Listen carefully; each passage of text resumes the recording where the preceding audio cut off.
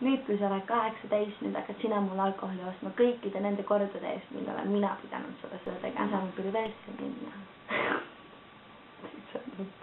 Come on!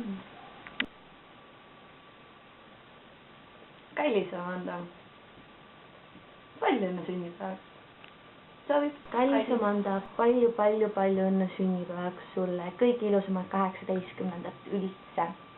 Nüüd, kui sa oled 18 aastane, nüüd sa saad endale pensionifondi teha, oma krediitkaardi, Rootsis käia ilma säteta, alkoholi osta, klubis käia. Mis sa veel teha saad? Relvaluba. Relvaloa omale teha.